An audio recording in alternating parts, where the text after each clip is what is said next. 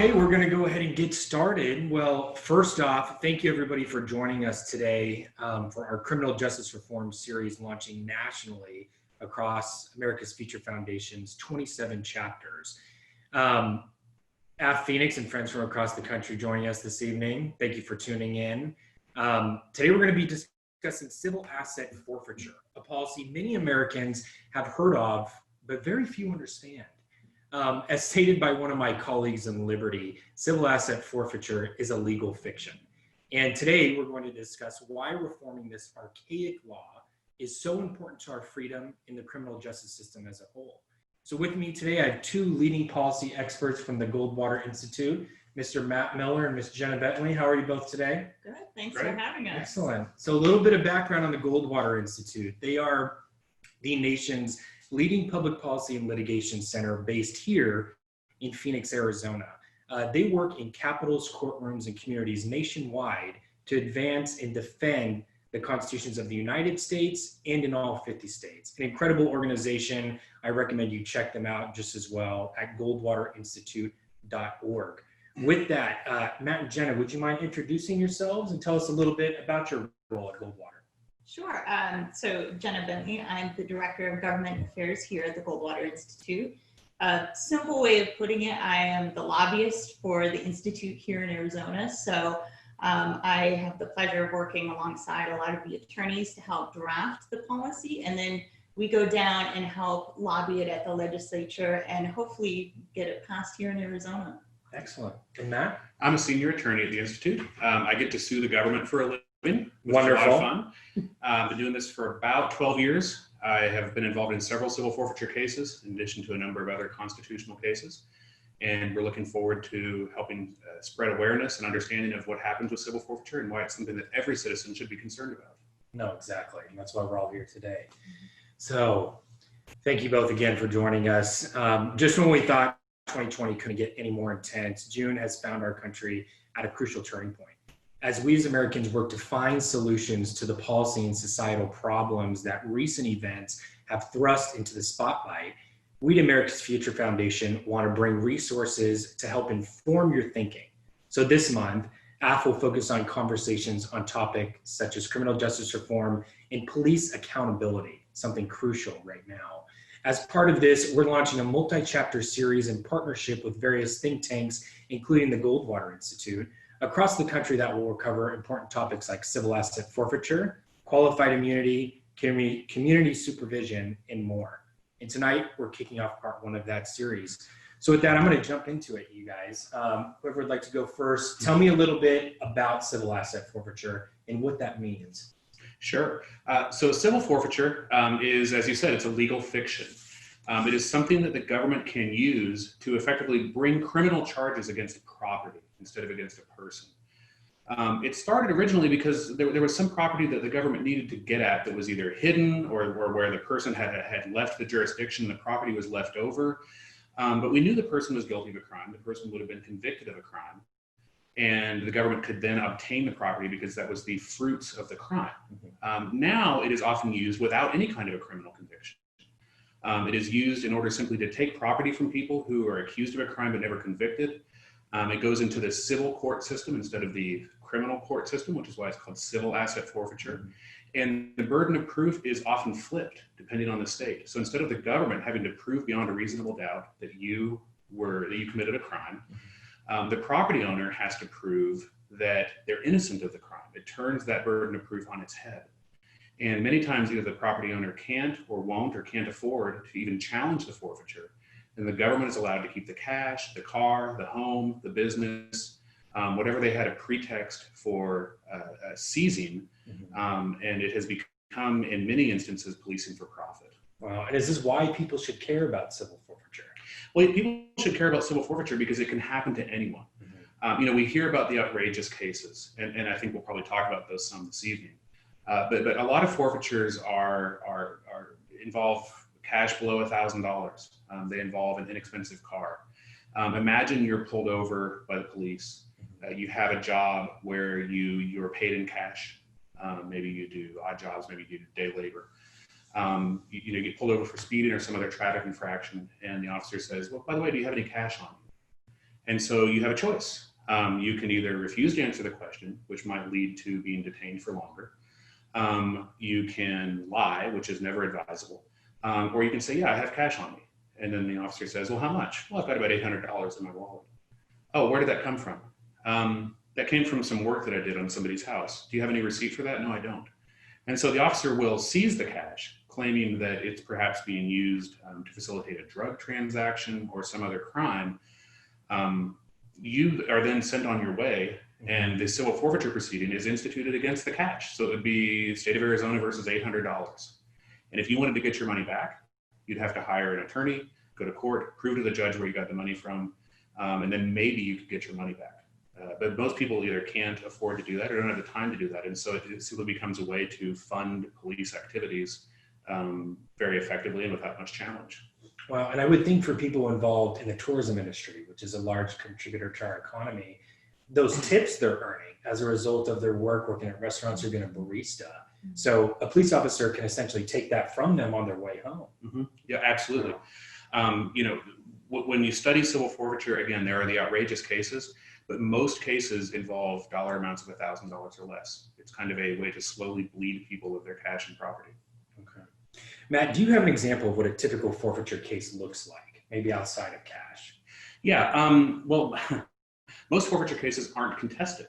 So many years ago, I had a forfeiture case in Houston, Texas, and if you were going to go before the judge in those cases, everybody who was set to go before the judge that day would just show up in the courtroom. The judge would call cases as he or she wanted to.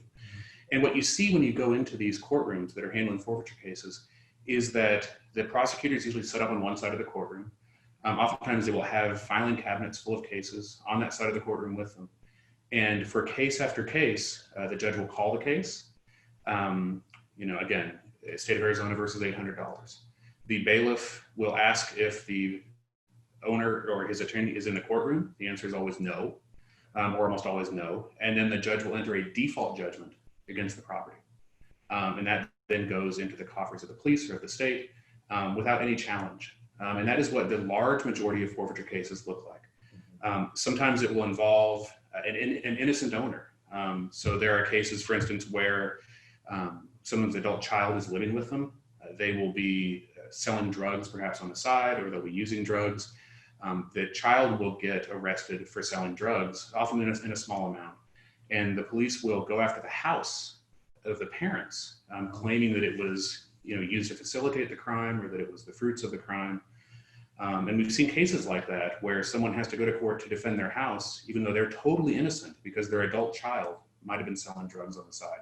It can affect everyone, and everyone should be concerned about it. Absolutely. And Matt, tell us what's the most outrageous case you've ever dealt with? I'd love to know. Is it a wristwatch, a shoe? Kind of tell me. So the most outrageous case we had, I was involved in this about 5 years ago, involved a Burmese Christian rock band. Okay. Whose manager was driving through Muskogee, Oklahoma. This band was from Burma. They were a Christian, like I said, Christian rock band. They would play in churches, and they would pass the plate at these concerts, and they would collect cash from people to help the church back in Burma. They would also pass envelopes to help an orphanage in Thailand. So there was money that was being given to Thai orphans. It was in envelopes that that were marked for that purpose. Their manager, a gentleman named Awa, was pulled over for a broken taillight in Muskogee. We're not making this up. This really happened. And the officer asked him if he had any cash on him, and he had about $53,000 in cash on him that the band had earned by playing at these churches that they were taking back to use for their church and literally for an orphanage. Donations To an orphanage. Yeah, it had the name of the orphanage written on the envelope. They seized that cash, claiming that it was being used to facilitate sales and transactions of drugs. We sued them, and the case made the Washington Post.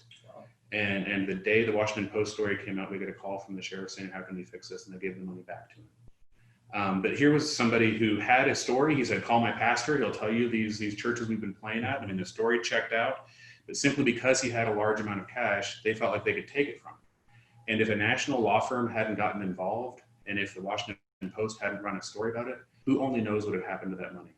money from honest churchgoers being given to people in need. That's probably the most outrageous example that I'm aware of, but there are certainly others. No, absolutely. I mean, I can only imagine. So, Matt, with that, what kinds of court rulings would help curb forfeiture abuse, and why are they hard to come by? Well, I'll answer that in two parts. So there are a few things that would help curb forfeiture abuse from courts. The first is to recognize, as recently happened at the U.S. Supreme Court, that the excessive fines clause of the Constitution can apply to forfeitures. Again, because often you'll have large amounts of money or property being taken for seemingly small crimes. And so there's a disconnect between what's being taken and what's being alleged. Eliminating those kinds of forfeitures would go a long way. Another thing would be to switch the burden of proof to the government, to have to prove beyond a reasonable doubt or some other stringent legal standard that the property actually was being used in the commission of a crime. As you know, it's hard to prove a negative. Prove to me that your $800 didn't come from drug transactions. It's difficult for me to prove that, especially if I was being paid in cash and don't have a receipt.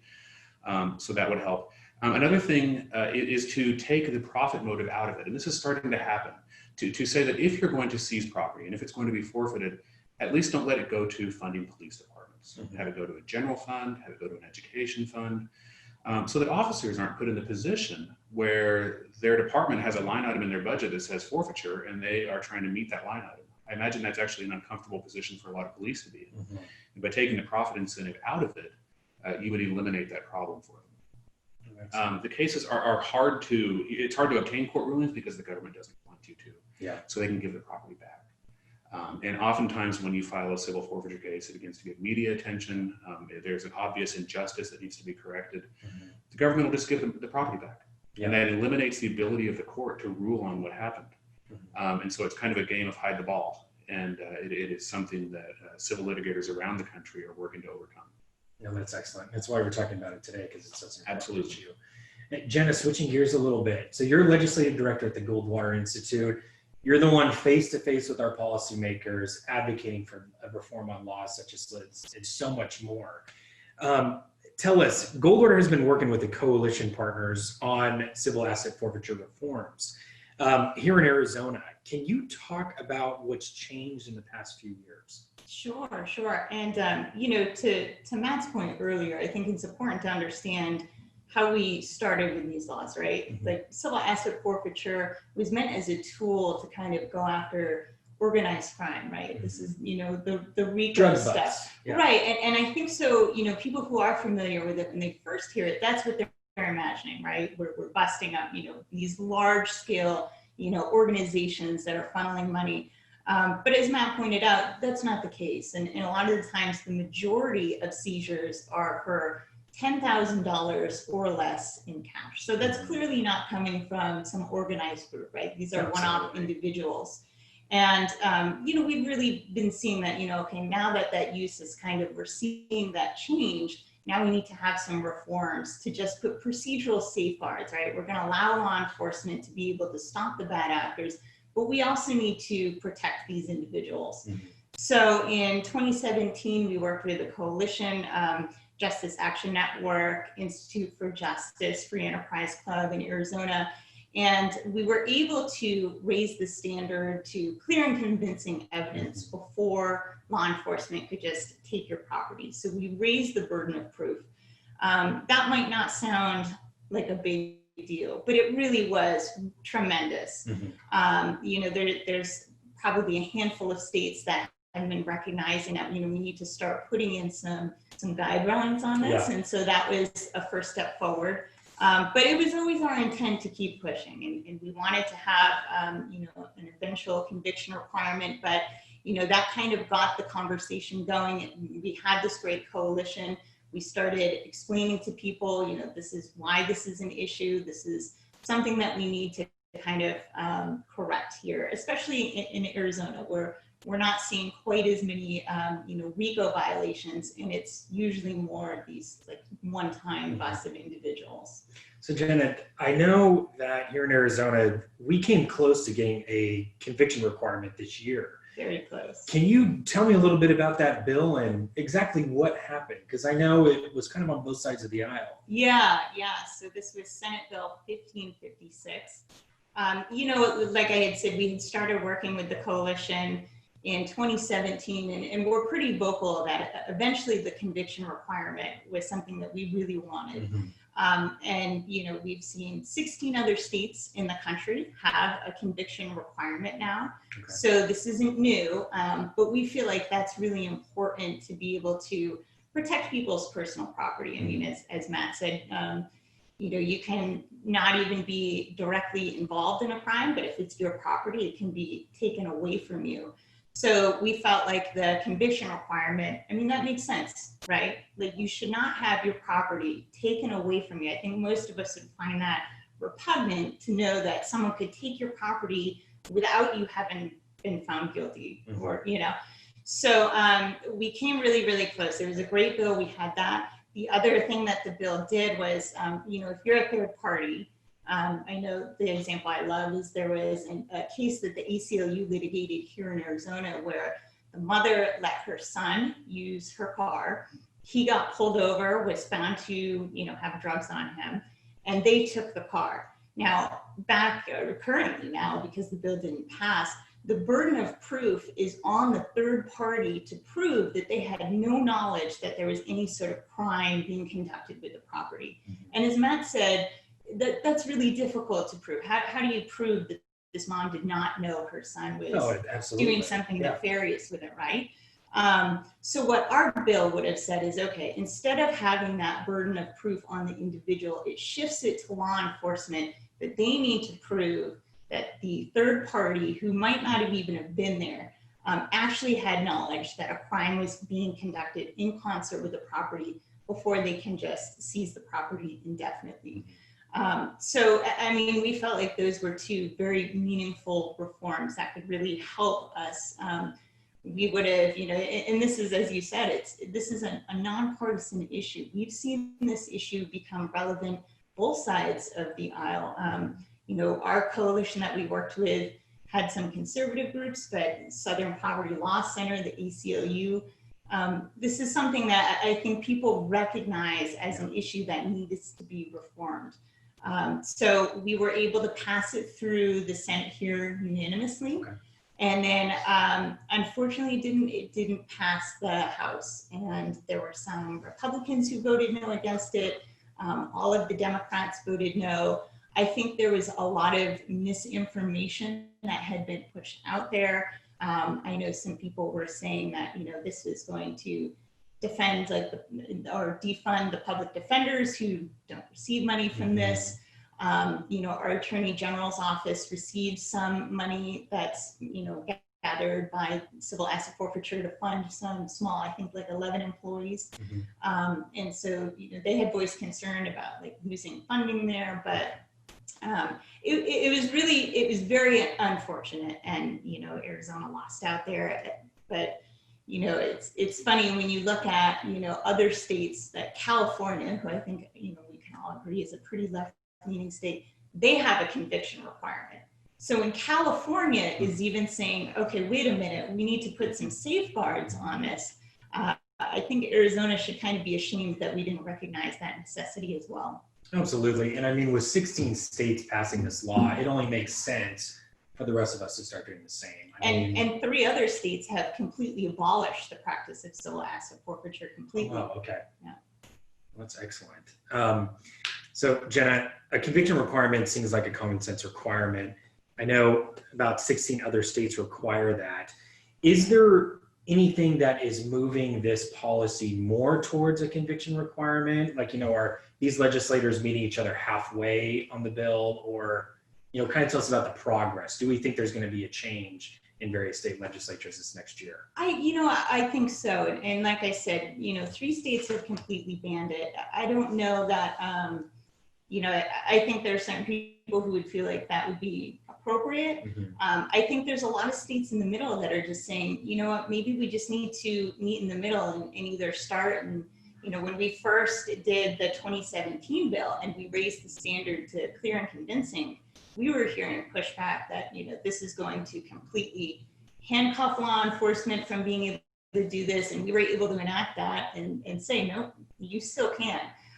You know, we were able to require additional reporting. I think that's another aspect that was challenging with this type of thing, is that there was no real requirement of, logging where the property was taken, who it was taken from, how it was distributed. So if it was auctioned and cash proceeds were received, how were those proceeds used by the department? Okay. And so the 2017 bill, we put some modest reforms saying, okay, if you're going to take it, you need to document this, but you also need to make it available for the public. So I think there's a lot of stuff that you can do in between, getting rid of civil asset forfeiture and helping to kind of put constraints on it that are going to allow law enforcement officers to still go and get the bad actors out, to still enforce these RICO statutes, to stop organized crime as the statutes were originally intended to do, but also protecting these individuals and these third parties. No, thank you for that. Thank you both for your comments. I have a question for both of you. Some success, some setbacks. What do you both see as the next steps with civil asset forfeiture? Well, yeah. No, everyone wants to go, please. I think, educating the public too is really important. When people hear civil asset forfeiture, a lot of them don't always understand what it is, or, they think about the organized crime, right? Yes. I don't think a lot of people understand that this is a tool that can be applied to an individual.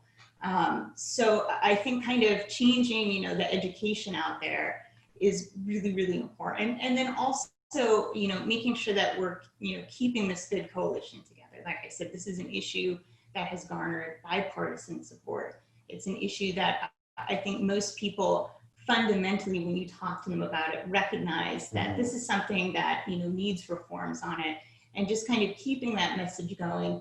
Obviously, litigating cases is important. Doing the stuff at the legislature is also really important as well. I mean, forfeiture is an awesome power. The ability to take and keep forever someone's property is an awesome power. And so there should be guardrails in place to make sure that it is used responsibly.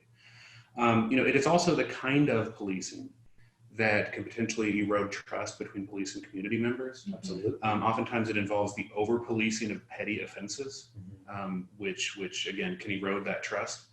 And so by making forfeiture more trustworthy, by having good reporting, by putting in place a conviction requirement, we can help rebuild that trust and not put police in this kind of natural tension between themselves and the communities they serve.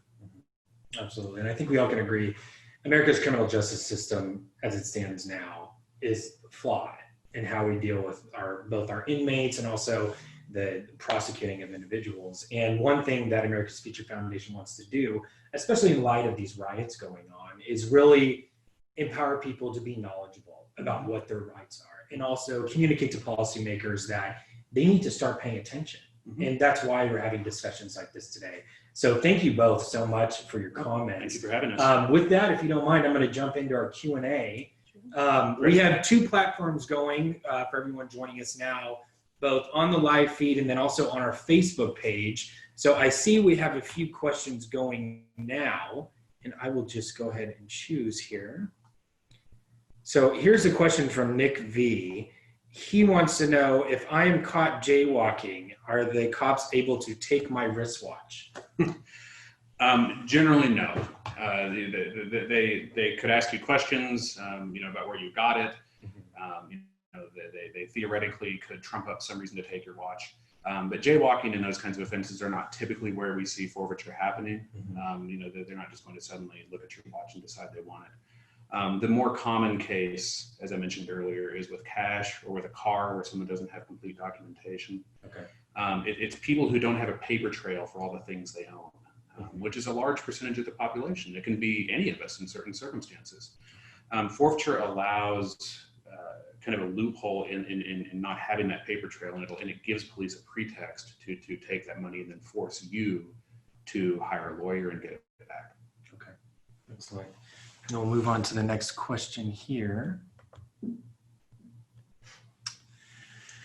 So another one of our individuals are saying that civil asset forfeiture laws are heartbreaking. What do you guys have to say about illegal immigrants who are suffering under this law and crossing the border? And are there any issues going on with civil asset forfeiture there related to immigration? I don't know if that question is appropriate in this discussion. I don't know that it's specifically related to immigration, but again, oftentimes, lower income individuals might work in more of a cash economy. They might be more fearful about interactions with the police. They might be concerned about going to court to try to get their money back if they have some issues with their immigration status. And so certainly they're more vulnerable to this kind of abuse. And if you look at forfeiture, again, a lot of them involve these small dollar amounts and involve members of these communities. I don't think there's a direct link to immigration, but I do think there is a link between abuse and income. And it's an inverse relationship. Yeah, absolutely. There's been a lot of studies that have come out that said, especially in Arizona or California before they required the conviction requirement, that it really disproportionately affected these kind of low income neighborhoods. And these are the people too. Remember, if you're going to try to fight a civil asset forfeiture, you're going up against the state. So you need to hire an attorney. A lot of them don't have the money to be able to afford an attorney, especially if you have, even if it's $5,000 cash that was seized from you. So I think in that, I agree. It definitely is really, really difficult for kind of these low income communities to be able to fight this at all. Excellent. Another question we have here.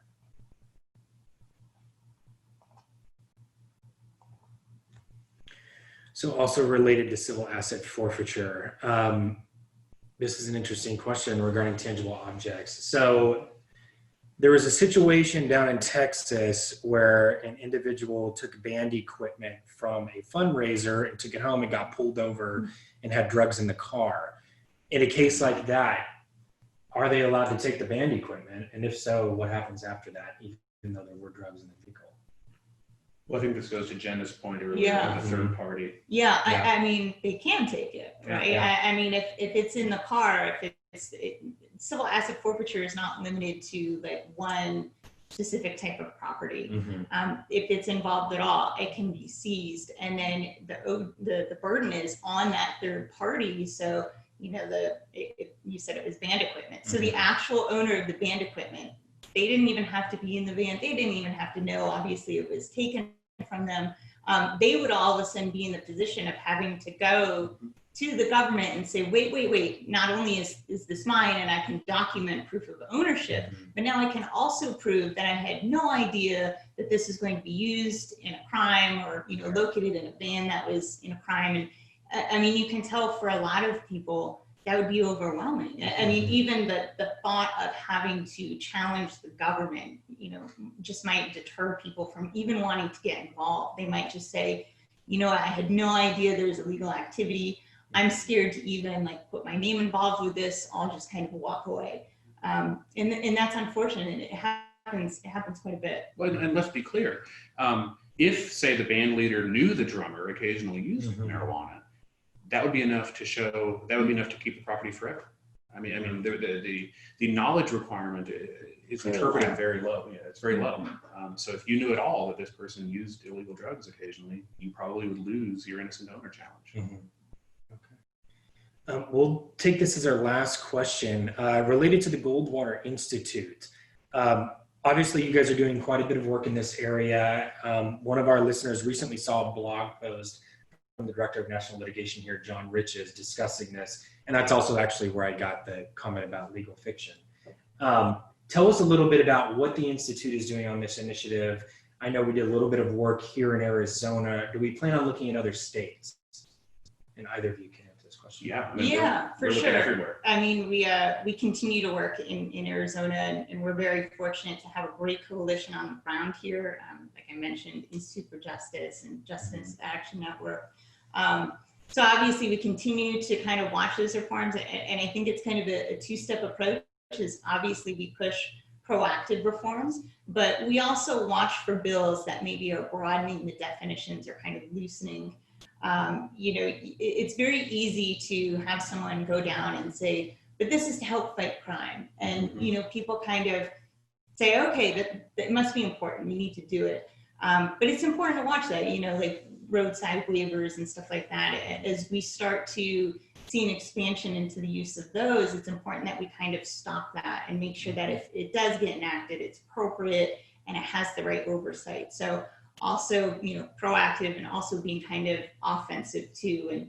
And obviously, we work with our national coalition partners as well. And, Matt's can kind of speak more to that. Well, and we're always looking for litigation opportunities. We're always looking to challenge this in court because securing court victories is one of the most secure ways to push back on forfeiture abuse. And unfortunately, in the aftermath of the current pandemic, governments are going to be hurting for money. You're seeing budgets shrink nationwide for cities, for counties, for states, for the federal government.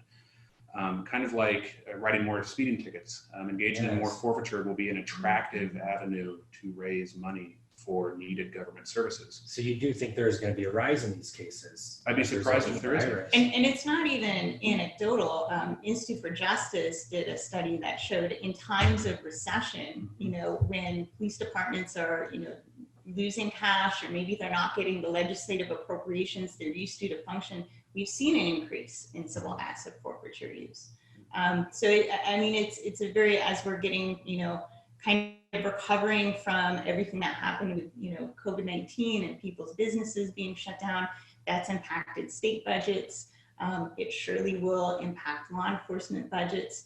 So, I think it's highly probable that we would see this stuff happen.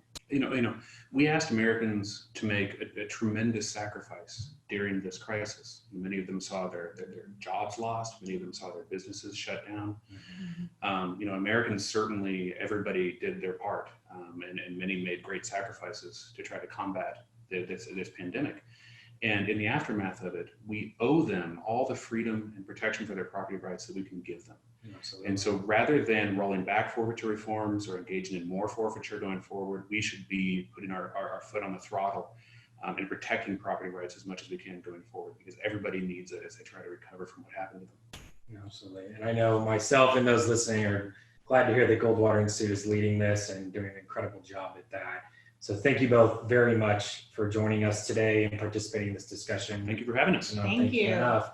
And for all of you listening at home, thank you so much for spending part of your afternoon, and those on the East Coast, your dinner with us. Again, this is part 1 in a 4-part series. So please tune in next week for another AFF-Chapter event regarding police accountability, and we'll see what happens there.